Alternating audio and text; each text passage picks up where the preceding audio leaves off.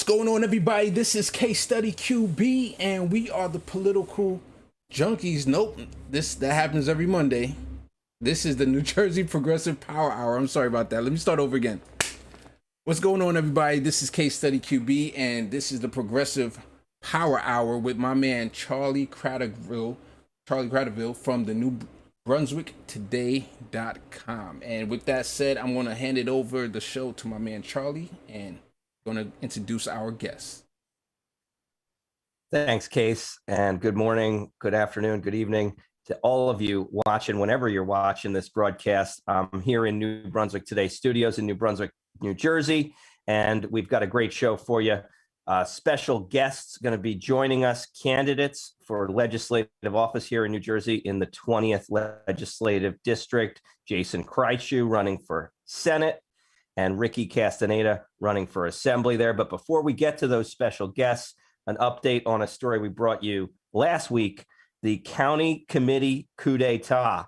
This is something we're going to talk about with our guests today. I told you last week how disturbing trend of canceling and delaying elections within both political parties has taken shape over the course of the pandemic. The worst of it is here in Middlesex and in Union County, where the county committee, these are elected party representatives, decided they don't want to have an election anymore. They want to double the length of their terms and delay any election that was supposed to happen in this summer's primary to 2023. Middlesex County Democratic Committee did this last year, actually in April and May. They pushed that through right when the pandemic was fierce and just getting started. But last month, the Union County Democrats made their move, and they did this effectively to stop challenges from unseating them in areas where they're vulnerable. We're going to talk with some of the people who've been challenging them for years and are challenging them in a big way this year.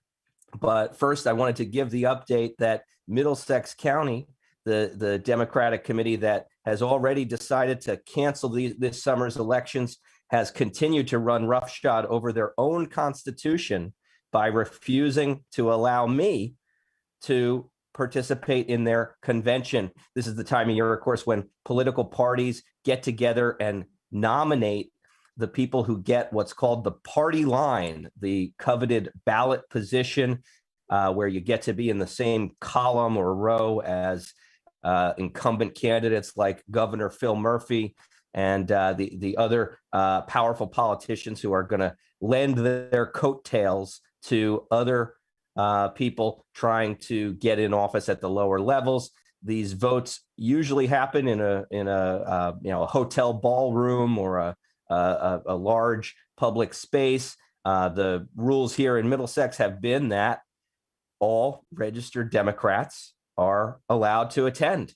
And of course, here in Middlesex, the rules don't apply to the political party leaders, even their own rules. This is a rule that's in the Middlesex County Democratic Organization's constitution.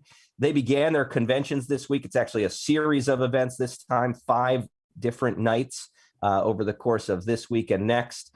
And they told me in no uncertain terms that because I'm a reporter, even though I'm a registered Democrat, I cannot be on the call. I cannot get to hear the speeches of these politicians who want my vote and want my party support and want that coveted ballot position. So just letting you all know that the Middlesex County Democratic Organization continues to chip away at our democracy, continues to insult and disrespect the freedom of the press that our country is known for. And they're not really behaving like Democrats or anybody who should be using a word based on the term democratic. But I'm here with a couple of people fighting against a very similar system, a very similar set of problems in one county to the north of Middlesex. That's Union County, where a big race is shaping up. I'm so excited to introduce our guests today, our first guests on the New Jersey Progressive Power Hour, NJLD20 Senate candidate Jason Kreitschuh and his running mate for Assembly, Ricky Castaneda. Gentlemen, thanks so much for joining us today. Thanks for having us on. Happy to be here. Awesome. Morning. Awesome. And full disclosure, I did run against the chairman of the Middlesex County Democratic Organization, and I did give $50 to your campaign for Nice. Senate and Assembly, and I'm proud to support you in your challenging the machine. But before we get to what you're working on now, let's talk about how you got to where you are and how county committee has played a role in your own political career. I know, Jason, you've been running for this office pretty much every 2 years for a while now, and you managed to get on.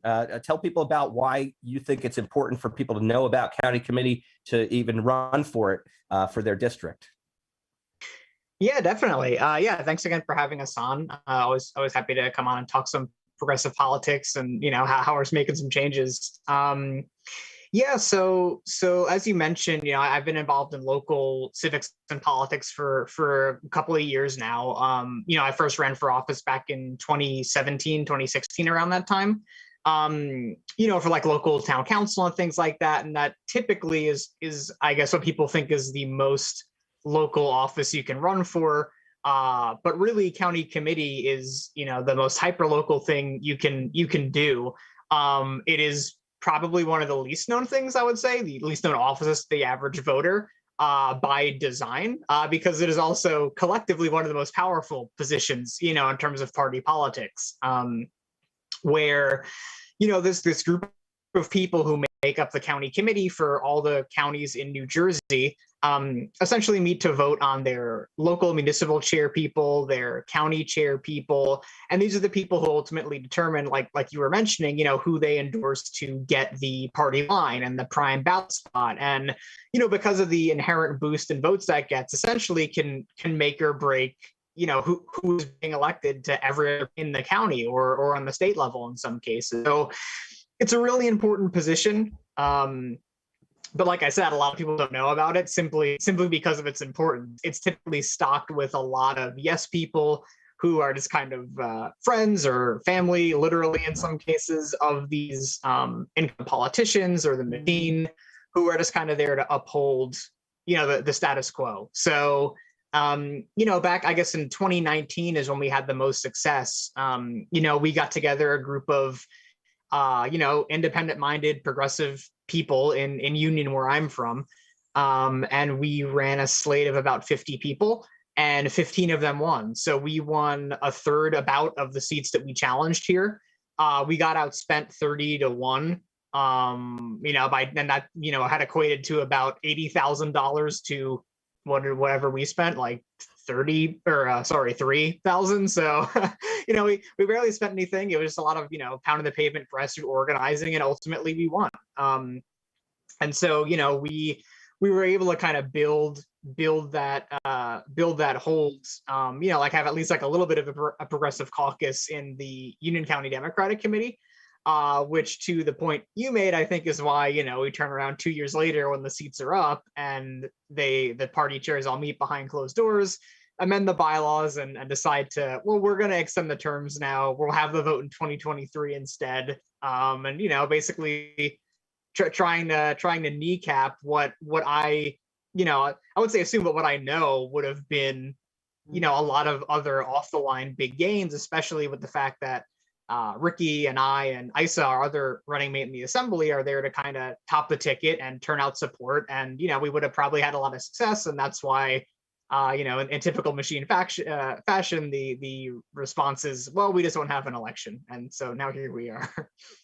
Yeah, and unfortunately, Governor Murphy has not intervened to stop this kind of, anti-democratic move that some of the parties have been making.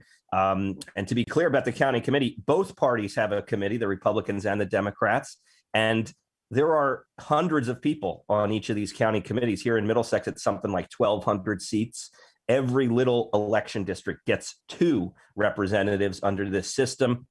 And so, Jason, just to give people an idea about how doable or winnable these seats are, do you remember how many votes you got in your victorious 2019 campaign? How close was it? What was the final vote?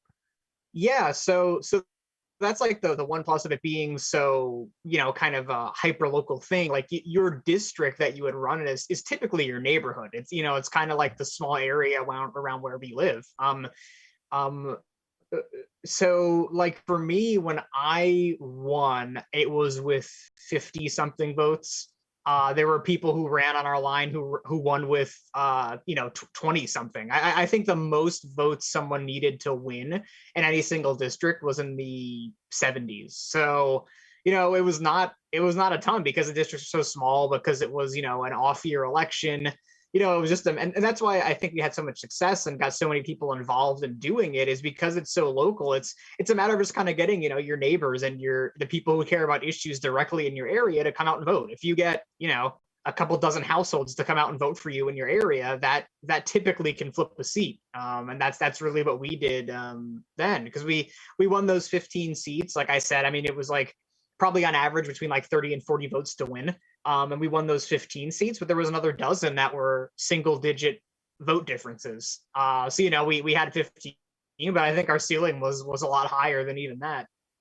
Yeah. So a very doable, very winnable seat if you're a progressive trying to make your way in this world and, feel like you want to make positive change within the party.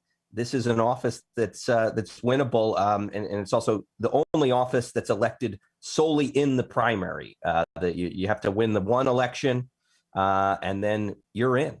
So thank you for educating folks about that. I want to talk with Ricky, my friend from Elizabeth, who is running for New Jersey Assembly with you, Jason, and tell us about county committee, your experience with county committee. You were gearing up to run a whole team of people this year before the coup d'etat. Yeah, I think that I guess before we even start about the coup d'etat of 2021, I'm gonna reverse back to a few years ago. So in county committee, I've never run for county committee personally, mostly because there was someone in my district who always would challenge, or there was someone that would challenge the incumbents in the county committee. And even though I personally don't agree with them 100%, the fact of the matter is the reason why I wouldn't add myself onto the ballot is because of the line. The line is just way too powerful of a ballot tool to allow for them to almost guarantee secure reelection. And so knowing with the way that the ballot line works, if I were to run, then I would be quote unquote splitting the votes with the other opponent. And so that's kind of that sucks. Because you want to run, people should run because they want to, not because they're afraid of politics, electoral math and stuff like that. That really shouldn't be a thing. It should be whoever has the best ideas, hopefully progressive ideas, should win and run for those positions. And so that was kind of my experience with county committee. I just never ran because there was always someone else planning to run. And just knowing the fact that it kind of lessens their chance. I mean, they never won anyways, but it just lessens the chance even more. And then so looking into 2021, this county committee election, we were gearing up. We thought that this was probably our most organized effort, or was going to be our most organized effort in terms of trying to get county committee seats into the UCDC. And I think that the party, the party leaders saw that too, and I think they got scared. And so they used all their might and successfully suppressed voters from allowing to elect new people, fresh ideas, progressive values into the county committee. And I think that's really disappointing of them, that they have to go so low. I mean, the bar's really low, to be honest, but the fact that they had to do all that just to not allow any more progressive insurgents because of Jason's success 2 years ago in Union Township. And so honestly, I'm just so distraught with the whole process. It just makes people even more apathetic of the whole political system in general. It's really not about inviting new people into the electorate, but shutting people out and just keeping a few people in power for their own interests. Yeah, I mean, it sounds like the type of thing you would hear in Banana Republic. The leaders under a threat are canceling the elections to consolidate power and maintain their power. but it's not far away. It's right here in central New Jersey, and you're at the forefront of fighting it. So thank you for that, and hopefully you'll make them regret their move by winning a seat in the New Jersey Assembly. Yeah. Case, you got something? No, definitely. I'm totally agreeing with you. I'm just interested in what you both think, Jason and Ricky, about, some of the residual effects of having Trump in office for 4 years. Was the fact that people got activated that normally would not be activated. People did start paying attention to politics overall, and then sometimes at a local level, in New York City, that's how they were able to get rid of the IDC, the Independent Democratic Committee, I believe, or it basically was a certain about 8 Democrats who were voting and caucused with the Republicans, and that helped the Andrew Cuomo, who he now sees in a ton of trouble right now. This guy's going to resign any moment now, but it prevented him, or helped prevent him and shield him from doing progressive policy. So I'm just curious, did you guys see any boost in people participating over your duration of activism? And I'll go to Jason first. Yeah, I would say definitely. I actually think that specific point you made is kind of what separates progressives from typical establishment or machine type Democrats, where, progressives under Trump, saw, obviously all the terrible things he was doing and how the country is being run and how the government was being run, and how a lot of, establishment or machine folks maybe would follow in those footsteps. And I think it did activate a lot of progressive people, like especially from communities that maybe hadn't had a voice before. Younger people of color, immigrant communities, like, pretty much everyone who was, the most marginalized and targeted by Trump and that administration. And I think the difference is that, I guess kind of speaking firsthand for our campaign, we've seen that kind of energy and that boost and stuff for sure, where they're saying, okay, Trump was bad, but Trump is gone now, but a lot of those bad institutions still exist. And so we have to keep fighting to get people elected to change that. I think what you see from a lot of machine or centrist or establishment Democrats is, okay, Trump's gone, so we can just, hang out now. We can chill. It's fine. Trump is out of office. The bad man is gone. We can just go about business as usual, even though, what we've been talking about so far today, delaying these elections and, not allowing press into what should be open meetings and things like that. Like, if you kind of present it to someone on a blank slate, they would probably think it was a Trump type move. And these are, the Democrats of New Jersey. And I think, that is being exposed a lot, I think, thanks to efforts of, people like, all of us on this call, or people watching, or anything, who want to get involved in progressive politics. And, I think we've seen that energy and those volunteers and those people kind of flocking and coming over to our campaign. And that's been really, really great to see, to kind of, make those changes. There are people who know that just because Trump is gone, it doesn't mean all these institutions are going to just go away overnight. Nice. And you go ahead, Ricky. Sure. I mean, at least my experience, I guess it was going back to 2015. That's when Bernie kind of first announced his run, and that was my first exposure to politics, and oh wow, this person sounds really good. I want to learn more, and the more that I learned, and then as the 2016 election kind of went on, then you see people with people like Trump, people with his rhetoric, and it sounds really every single pundit was oh, this is insane. He's not gonna be elected. But the more and more they gave him airtime, the more, likely that it was crap, this guy might be president. And it did happen. And that definitely activated a lot of people. I mean, especially a lot of the young people, who knows that a lot of their their livelihoods, their futures, their present is at stake. There's just way too much, at stake that someone like Trump would completely destroy. And so I think the more that people got involved, and there was mass new people joining DSAs, our revolution chapters were starting to form, and like, you know, it was a growth of new activists and advocates all across the state and all across the country. And I think that at least for New Jersey, like once these people got into these spaces, like Jason was saying, like now your people are realizing that Trump isn't necessarily the full problem. He's only the symptom of this corrupt, really bad issue that we have in like U.S. politics. It's just that the mighty powerful control everything. The 1% have a huge stake in controlling a lot of these politicians. And so like once people start realizing, especially advocates in our circles, now we know that, you know, enemy number one, Trump, enemy number two, New Jersey Democratic Party. Like they're just so entrenched in like a lot of things. They're so from school boards because of their really big budgets, you know, so that they can hand it off to like their friends and like hand off contracts to their friends and stuff like that, to like other involvements. Like it's just so entrenched in New Jersey that like we definitely need to, you know, we're definitely awake. We're definitely like out there and trying to like, you know, take that power away and give it back to the people. For sure. So yeah, great answers.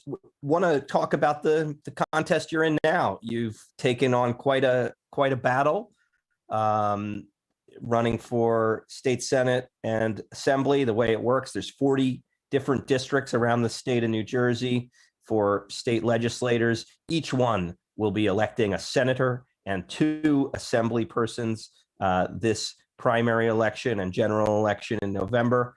And you're in a very interesting race because the incumbents have split.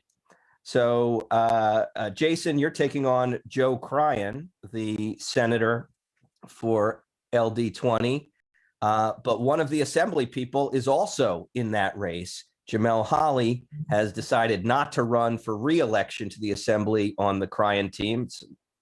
Might not have even been something that Cryan wanted. Of course, it's unclear that, Holly's kind of, doing his own thing. And he is putting together a team to run against you and Cryan's team. And so it's a 3-way race right now. You've got 4 towns in the district. Ricky, you're from Elizabeth. Jason, you're from Union Township, and you have a third person on the team who couldn't join us today, Aisa Catherine Heath, also from the district. The other 2 towns, Hillside and Roselle. Tell us how the campaign's going, how it's shaping up, and what you think your chances are in this sort of unique situation. Yeah, no, I think we actually have a really great chance to win. And I think a lot of people on the ground here know that. I think people in the district and in the county know that, because, that's why you're seeing these cancellations of our county committee elections and, a lot of these kind of tactics to try to stack against us. I think partly because we've been seeing that progressive groundswell and that grassroots, like, we talked about the county committee victories in 2019. Isa, our other running mate, she had run for, now commissioner at the time, freeholder last year. And we had a full slate of people, of progressives that ran, a progressive line that ran in 2020. And, we really couldn't do, much canvassing at all, because, that was kind of like the height of COVID and this, the early days of the pandemic. And Isa still got 14,000 votes for commissioner. So, we've been building this foundation for the last couple of years. And again, that's, I think that's why the machine is a bit worried. They're doing these things like canceling elections to try to handicap us as much as they can. But, I think we're the ones with all the momentum currently.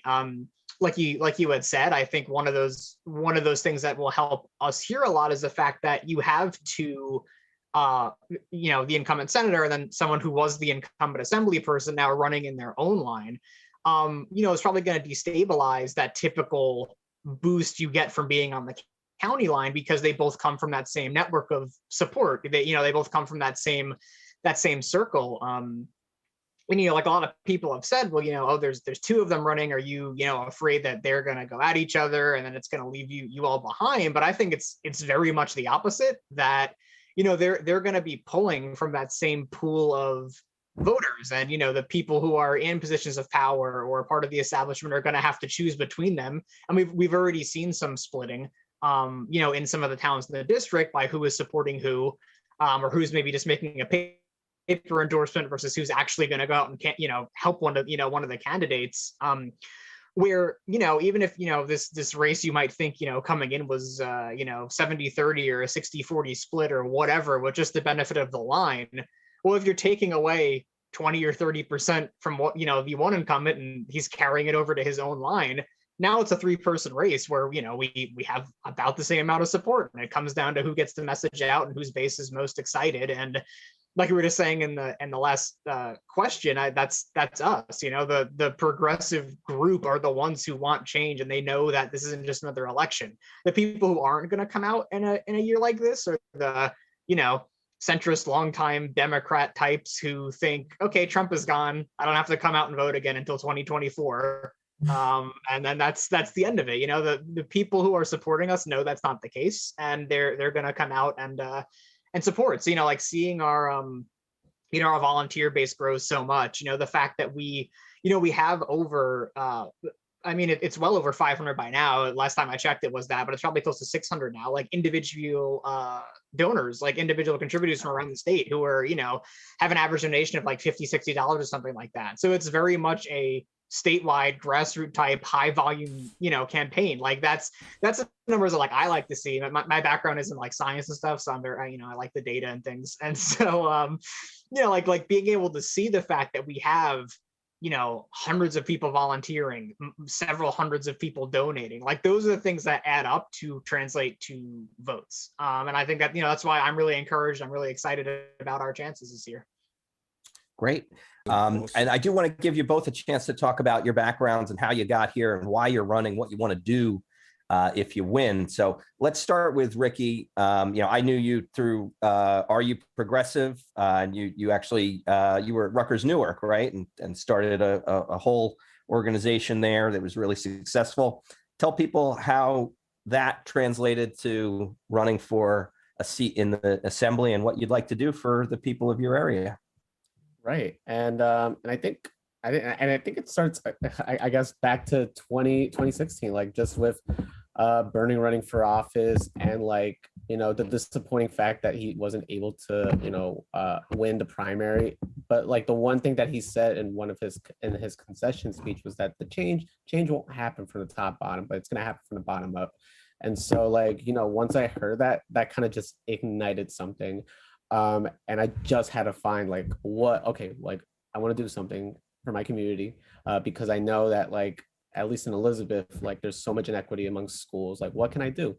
And I literally just called up the county clerk and just asked hey, is there any positions up for office? And they said, oh, there's school board, but the petition's due in 4 days. But it's they just said it's just 10 signatures. So 10 signatures. 10 signatures and you're in. And I'm like, okay, bet. So I literally that weekend, I was at the mall, collecting signatures, getting signatures from family, people that I know. So I easily got the 10 signatures, and was on the ballot. So I was just so spooked that I'm like, oh wow, I'm on the ballot. Now what? And so I started attending school board meetings and then going and talking to people, and meeting a lot of people, meeting a lot of the advocates that already are in place in Elizabeth, talking about a lot of the issues and the equities that exist in our own town. And I'm just like, wow, why is this a thing? This is horrendous. Didn't win the election, but that kind of just spearheaded everything, and my involvement in staying in these school board meetings and attending Elizabeth, speaking out against a lot of injustices that would go on in Elizabeth. And then I was also at the same time at Rutgers Newark, and I met a lot of really, really fantastic and cool people. And we noticed that there was a missing voice to talk about politics, to kind of some type of umbrella organization that would serve as a purpose to just talk about politics on campus, talk about a lot of the issues that are going on, especially amidst a whole Trump administration. And so we just decided to co-found, and we thought that the College Democrats chapter would be probably the best. And so that was initially our plan. So we founded a college Democrats chapter, but we were not we were not a traditional college Democrats chapters where we just like kind of kiss the ring of like the local Democratic leaders. Like we were just really crafty and with our ideas. We were trying to, our goal was to bring progressive values onto our campus and inviting people into the electorate. So we on our first year, like our first semester, really, like we signed up over 1,000 people in the greater Newark area to be registered to vote during right before the midterm elections. And I thought that was like a really great accomplishment, especially since we went into the high schools, and a lot of people in the high schools really had no idea, like, first off, what an election is, who their school board member is, and like bringing them into the process and them knowing that they have the opportunity to change the policies that deeply impact them in a negative way and turn it to something much more positive. And as the years go by, like you kind of just see like new perspectives and like a lot of issues that are going on in the state. I'm a retail worker and I'm like pretty frustrated at the fact that like I can't know what my work schedule is next week. It's so like very inconsistent, and that resembles a lot of people in New Jersey who make minimum wage or who work in the service industry. Most of the time, sometimes it's, you do get your schedule in 2 weeks in advance. Sometimes you don't find out until the day before the new week. And it's so like, that's not how people should live. Like it really should not be a thing. And on top of that, there's like other like things, that exist, like clopening. So like you close a shift and then literally you have to show up to work like not even 6 or 7 hours later. Like that's not right. And so like a lot of people, in my job especially, also work 2 jobs to try to make a good living in New Jersey. And so like we need change in not our district but also in the entire state. Like $15 minimum wage is not enough anymore. $15 by 2023. We need to ask for $25 minimum wage. We need a wage that would dignify the lives of many people. We need tuition-free college, and we need to guarantee healthcare for everyone. And so like with these basic ideals, like we just need justice for everyone. And the fact that like our representatives aren't doing that at all, especially in a pandemic, which just exacerbated these issues even more. It's no reason that like, that I just, decided to go and run for office, because I know that these positions of power, hold, potential to enact these legislations, these progressive legislations. And it just takes someone with guts and political courage to do so in these positions. And so I think that like not only myself, but also Jason and Isa, these are remarkable people. And I think that they too also believe in this message and trying to, bring justice to everyone. Thanks, Ricky. Now, so you're a retail worker. Jason, you're a professor, right? You're at Kane University teaching. Tell folks how you got to that position, what it is you teach, and how that's going to help you if you win a seat in the New Jersey Assembly or New Jersey Senate. Sorry. Yeah. So so my background is actually in research science. I went to Rutgers in New Brunswick, and I got a bachelor's in biotechnology and a master's in microbiology. And I worked in a research lab there for about 6 years. And, kind of towards the end of working there, I didn't want to be in a, windowless basement lab anymore. So thankfully I had seen a spot for an adjunct position open up at Kane. I was like a couple of years ago now. And so I started teaching there in the life sciences department for a couple night classes a week. While I was there, a full-time spot opened up, and then I moved into that, teaching in the same subject there, and working as a lab coordinator and things like that. So my background is in STEM and the life sciences and health sciences and things like that, which I think uniquely qualifies me in a way, at least on that side of things, with what we're all dealing with now.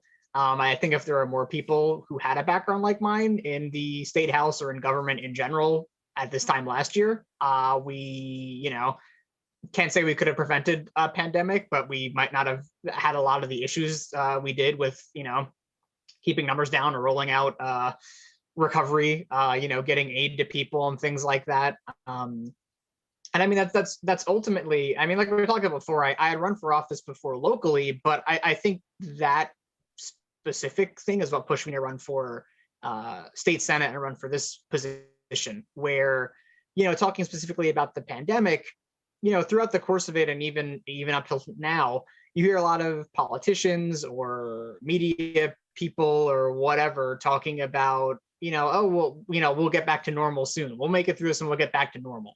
And then everything will be fine. But the whole thing, and that, that's what we talk about all the time, like on this campaign or everything else, is that, normal, quote unquote, for a lot of people before the pandemic was not good.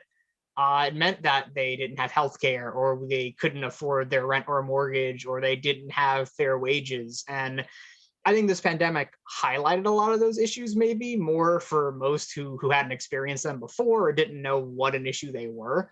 But as I said, like the fact is they existed before, they were made worse during it, and they're going to exist after it. And I think if you look at our elected officials and how, at least for those specific things, their lack of response for that, coming out of this pandemic, opening back up and getting the economy going again, that's great. But you're still going to have people who are out of work. You still have people, especially like undocumented people who haven't gotten a penny of aid or anything since this all started, now going on a year. And that represents about 500,000 people in the state. So, if we go through this, which is, I would say objectively is like the probably the worst health crisis of our of this generation. And we have all these issues that get a light shine on it, and the elected officials have not responded to actually correct any of them. That's it. They hadn't been addressing these things beforehand. They definitely failed in many ways to kind of address these issues now during it. And like I said, even coming out of it, you're still going to have the people who, have, there's like the rent moratoriums that are now by executive order, but those are going to run out eventually. And a lot of those landlords are going to want that money, paid back to them in full. It doesn't just mean those things are going to go away. So we're going to be looking at housing crises or jobs crises or anything else. And, that's why I'm running. That's why Ricky and Isa are running, is because, we're born and raised in these communities. We are dealing with a lot of these same problems that I just kind of highlighted, that I think a lot of these career politicians are insulated from. And because we know the issues and the people and the businesses of this district and of the state in general, people like us are who we need in the state house to actually, bring us out of this so that everyone is benefiting and everyone can get back on their 2 feet, from the pandemic, but just in general, fixing a lot of these problems that existed before that too. Well, ladies and gentlemen, there you have it. Jason Kreischu, candidate for New Jersey State Senate in LD20. Most of the 40 legislative districts are not going to have choices on the ballot for either party. But this is one where voters in Elizabeth, Union, Hillside, and Roselle are going to have 3 choices for who they're going to send to Trenton to represent them. Jason running against Joe Cryan and Jamel Holly for the Senate seat, and he's running with a team of progressive Democrats, Ricky Castaneda and Isa Heath for the Assembly seats. This is one of the most exciting races in New Jersey. If you want to learn more about these candidates, they have a great website, ld20progressivedems.com. You can learn more about the candidates, make a donation, sign up to volunteer there if you want. And I will give you both a chance to say some final words before we get going. But I just want to emphasize again, this is a really exciting race. It's so rare that you see the incumbents break from one another and split off into 2 tickets. And not only that, but also have a progressive choice on the ballot as well. So that's why we're bringing this story to you today on the New Jersey Progressive Power Hour. We're going to continue to watch this, and we didn't really get to talk too much about your opponents, but maybe we'll have you back on when the race heats up a little bit, and we'll talk about some of the reasons that change is needed in this district. But let's just hand it over to each of you to say a few words, final words to the voters in your district, why they should support you. Jason, start us off. Yeah, thanks again, Charlie and Case, and for having us both on to talk about this. I think it's like you said, you hit the nail on the head. There's a couple of districts around the state right now where you're seeing a couple of incumbents kind of splitting apart and fighting with each other, but really those are the only two options. You have someone who is the incumbent running again, who's currently a part of the machine, and you have someone who is the incumbent off the line, but is still part of the same machine. And maybe they just don't like that individual person. Here, you have something similar, except there is that third option of true progressives, true community-oriented, public service-oriented, working class people, and myself, Ricky, and Isa, running for Senate and Assembly. And as I said, we're born and raised here. We know the district and the people and the issues here because we grew up facing a lot of those same issues, and we are facing them now. We're not bought by anybody. We aren't accountable to anybody but the people who live here, and the voters in the district, and the people who most need our help and need a voice in the state house. And that's what we're running to do, is to give people a voice. So to anybody who's in this district, LD20, Union, Elizabeth, Hillside, and Roselle, if you feel like you haven't had a voice and you're not being represented in the state house, which I would imagine is most people, because that's how I feel. That's how a lot of people I know feel. If you feel like that's the case, the way to change that is to vote for somebody new, to vote for unapologetic, progressive, community-minded people like myself and Ricky and Isa. That's what we've run on in the past. That's what we're running on now. And that's what will hold true when we get elected into office. So, I would encourage people to spread the word, get out and vote. The primary is on June 8th, so it's a couple months away. If you want to see that change, we would be honored to have your support to make it. Thanks, Jason. And Ricky, why should people give their support to you? It's really just up to, just the state of the matters, what's going on in our state. People kind of overlook New Jersey because, we're a blue state. We have a trifecta. We have a Democratic mayor, Democratic governor. We have a Democratic House and a Democratic Senate. And so, people just like, oh, so like, why should we care? Why should we care about, challenging Democratic challengers? And the fact of the matter is, look how hard it was to pass something as simple, something that should have been done from like 3 years ago, cannabis legalization. That took extremely long, and there was just too many hands on the pot. There was too many people at stake, and the decision making of like just cannabis legalization and who it actually will end up benefiting, because it's going to end up costing a lot of people to get these licenses and getting true justice for not only cannabis legalization but also like decriminalization and decarcerating people out of these jails who are placed in the first place for petty crimes such as possession. And so when you look at that, you don't see really a democracy or a healthy democracy whatsoever. And that's what Jason, Isa, and I, what we bring. We bring a fresh perspective, and not just any fresh perspective, a progressive perspective, because for the fact of the matter, these politicians, these people who represent New Jersey right now are so out of touch with the working class, so out of touch. They have no idea what people are going through. If they did, they wouldn't hesitate to pass COVID relief or just relief for the working class in general. But instead, they did not hesitate when they gave $14 billion to the New Jersey corporations, or for the fact that they restructured the Horizon Blue Cross Blue Shield insurance company to now allow them to profit off healthcare. And so they didn't blink twice on that, but they're hesitating on giving just relief and investment into working class people so that they can just get out of poverty. And so like that's who we are. We care about the working class. We need a much more dignified minimum wage. We need tuition-free college. We need to abolish ICE. We need free healthcare. And that's who we are, and that's what we will bring into the NJ state legislature if we're elected. Well, thank you, Jason. Thank you, Ricky. Thank you for running, and good luck to you. Again, Jason Kreischu for Senate, Ricky Castaneda for Assembly. I just want to jump in here too real quick, Charlie. Yeah. So the only thing I love more than progressives are New Jersey progressives. So I got to give a big shout out to my guys, Jason and Ricky. Man, I'm so excited for your run. So excited for you. I'm just going to show that they are a part of PDNJ, Progressive Democrats of New Jersey, and they're having a celebration fundraiser March 31st from 7 to 8:30 p.m. So if you can, this is the Facebook invite.